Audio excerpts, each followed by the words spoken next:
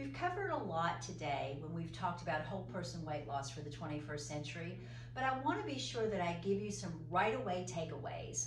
So I've got them up here. One of the really important things is to be sure that you stabilize your blood sugar. That's so important. And so often we run around, especially in America, as sugar burners. We feel like we have to fuel constantly. Also, time-restricted eating, that can be really helpful. Train your body how to go into its fat stores.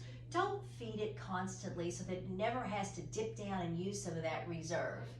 Another cool trick is to use low intensity walking to help burn fat. That can be really helpful, especially right after a big meal. Muscle is the currency of aging.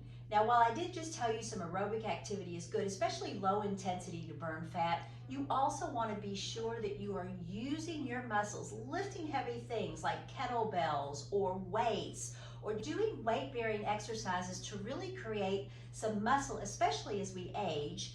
And we need that to help us to be, again, metabolically flexible, to help us burn fat, to help keep us stable so that we can go through our life really with an optimal health span instead of just longevity. Another one is to really be mindful of your mental and emotional health. That's super important. Navigating stress, being sure that you're getting adequate sleep. And to round out our top 10 right away takeaways, craving hacks. We use some really cool tools here at Medical Transformation Center. Something like ketone esters can help just kind of give the brain what it needs to help with carb cravings and so forth. Also, just be mindful of artificial sweeteners. We've been sold to bill of goods on that one. Really and truly, things like aspartame and sucralose, those really actually they still trick your metabolism. They make you shoot out insulin, so you're still going to be hungry and you're going to want to hold on to fat even when you drink those 0-calorie drinks.